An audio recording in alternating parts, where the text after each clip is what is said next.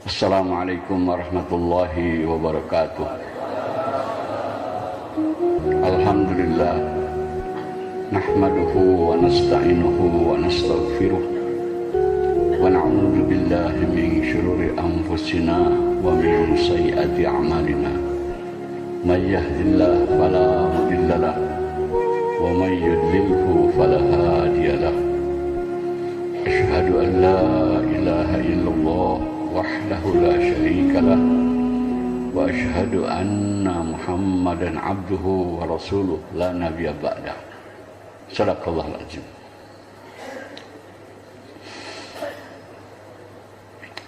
Para alim ulama, bapak-bapak, saudara-saudara, hadirin kaum muslimin yang mulia.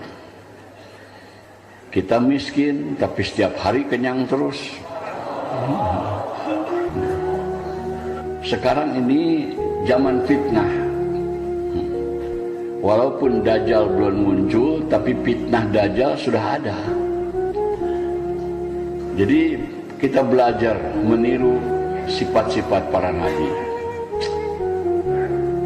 Yang namanya juhud itu kalau diaplikasikan sekarang ini adalah hidup kita sederhana dari segi keduniaan. Jadi para dai harus mempunyai sifat hidup sederhana. Sebetulnya di dalam hidup sederhana ini Allah sembunyikan kemudahan, kesenangan, ketentraman. Sebaliknya dalam hidup mewah itu banyak kesusahan, banyak kegelisahan, banyak masalah. Hidup sederhana simple. Miskin itu tidak bahaya, malah hidup mewah itu bahaya. Cuman kita tidak tahu.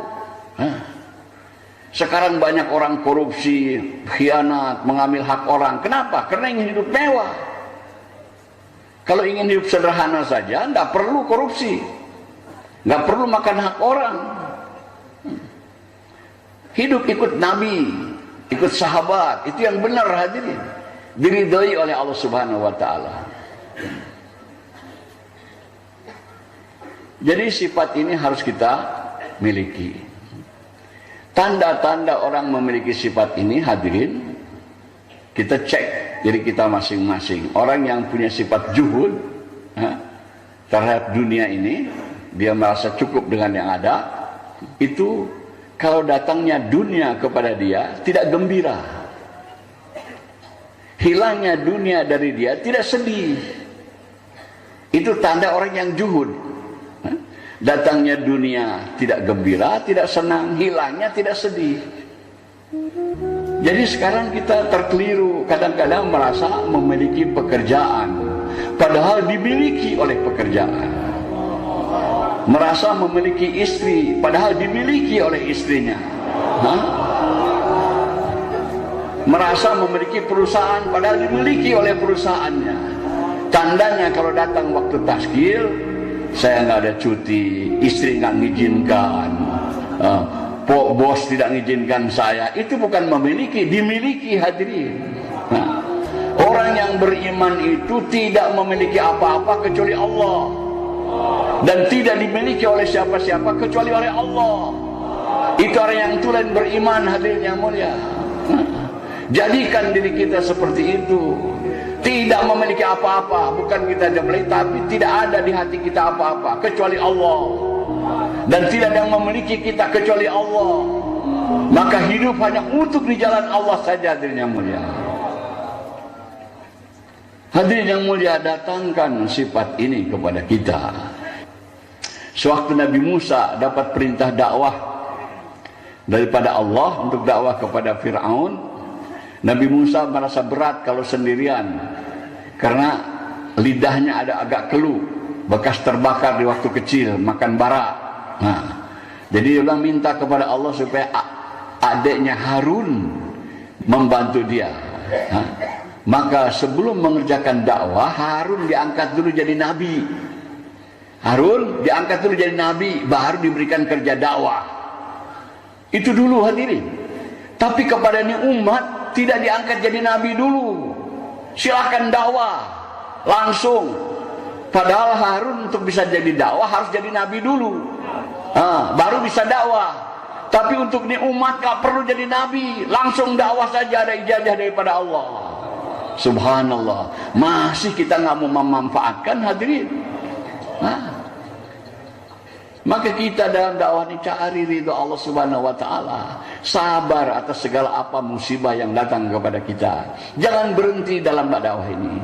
Dijadikan kita umat Nabi Muhammad SAW untuk perkara ini. Maka nekat kita dalam kerja dakwah ini. Kalau kita sudah nekat, Allah yang pilih. Tapi ini bukan perkara mudah, hadirin. Menggunakan diri, harta, dan waktu untuk ikut kehendak Allah itu bukan perkara mudah. Perkara mahal. Tapi kalau kita keluar lagi di jalan Allah, sifat ini Allah akan datangkan kepada kita.